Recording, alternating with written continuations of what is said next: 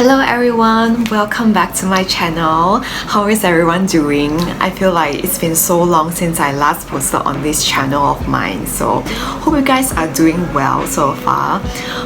As for me, life has been, it's either busy or just very much feels like a routine every single day. You know, with this whole pandemic going on, my life is just involved around, waking up and working, eating, sleeping, and the cycle repeats again and again. So yeah, it just feels kind of meh. But yeah, so it brings me to the topic that I want to talk about today. I've actually wanted to talk about it for the longest time ever since like I started working a few years back. The topic for today is, will we ever find a job that we truly love? For most, or if not every one of us out there, I feel like work takes up such a huge portion of our life, be it our everyday life or even our entire life. So if you can't see how impactful it is to our life, let me break it down by giving you a short summary. Okay, let's call it Nicole's life. Alright? Pardon my ugly handwriting. Okay, so let's start. Assuming we all would have an average life expectancy of say 80 years old, and say you are an average of 25 years old right now, so 80 minus 25, that would give us 55 years left on this earth, am I right? So 55 multiplied by 355 multiplied by 24 hours, that will give us 500,000 hours left on this earth. Doesn't sound too bad, am I right? It's okay. Let's further break it down. Say we all would have an average of 8 hours of sleep every day, so that gives us 55 years of sleep times 8 hours of sleep times a year, right? So that will give us 160,000 hours of sleep in our life. So after taking into account of the portion of sleep in our life, we would still be left with 500 minus 160, so that will give us 340,000 hours, or in other words, 38 years left from 55 years. Okay, so if this isn't scary enough for you, let's incorporate our working life into the math. Based on a research study, 50% of the working adults actually hate their jobs or find their jobs to be meaningless. Alright, so say we work for an average of 8 to 10 hours on weekdays. So let's deduct that from our remaining life until our retirement age of, for example, 60 years old. So, okay, let's write it down. Work would be, if you are 25 years old now, so that would mean 35 years more of working times an average of say 260 work days in a year times, let's give it like 10 hours of work on weekdays, so that would be 91,000 hours. So in other words, that would mean that 340,000 hours left after deducting sleep, minus 91,000 more of hours from our working life. That will give us roughly like 250,000 hours left, which is only, guess what, 28 years.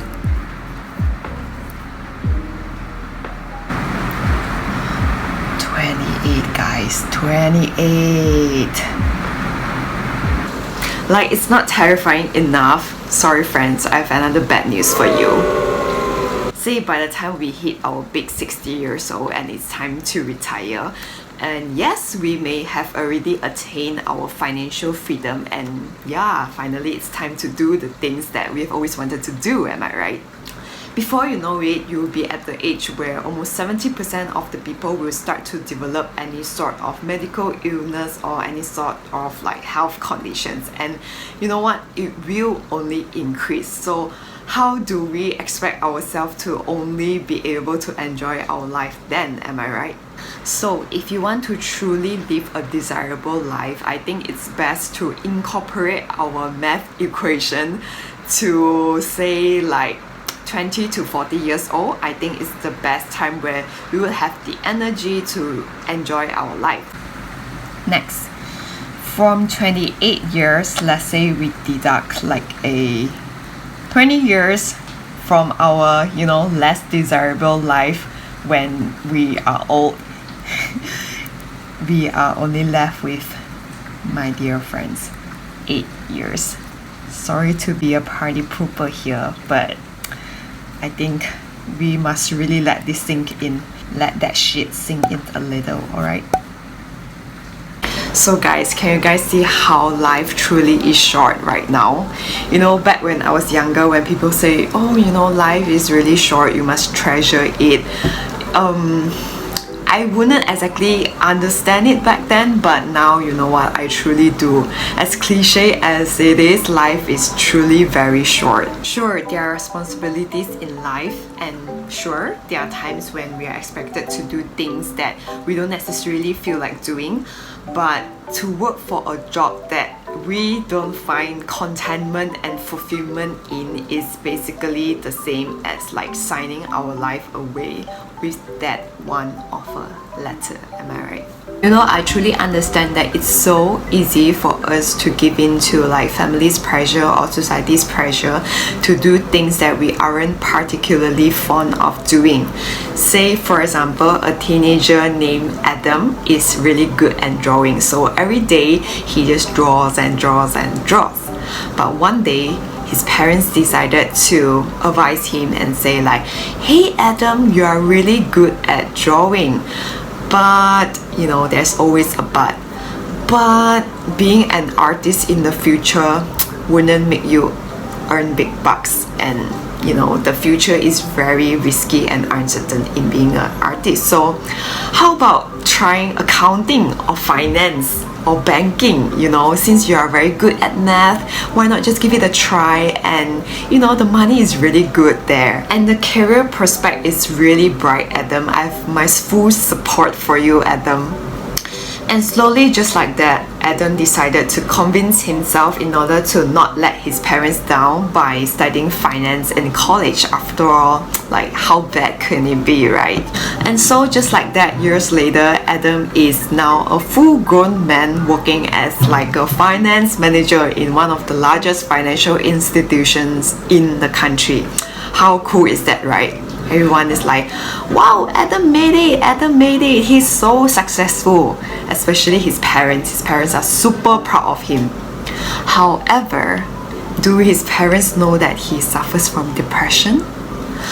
Do his friends or family know that every day he drinks himself to sleep in order to avoid the feeling of emptiness in his life, the void in his life, how lack of purpose he feels in his life? Finding the job that we really desire is like finding the needle in the haystack.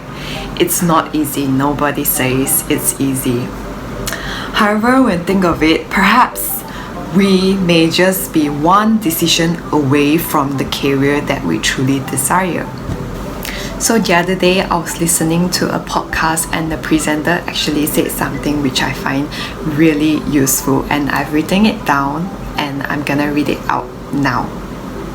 So what he says is that feeling unhappy or depressed at your work is actually something good, because it's this exact energy that actually forces you to sit back and rethink about your job. If you hate your job, there sure is some reason behind it, am I right?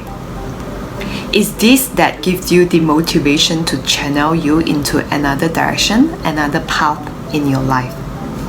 So just keep trying and don't give up. Perhaps the hardships that we have experienced needed to happen so that we could finally focus on changing our lives for the better. Yeah, so that's all from me today. I've just wanted to come on here and just give like a short update on, you know, what's going on in my life and also thoughts that I've been having on my mind lately.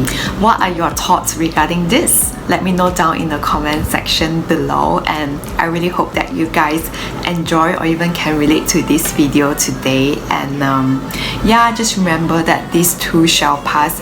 No matter what happens in your life, know that you are never ever alone in this journey. Alright, so yes, thanks for watching everyone. Bye.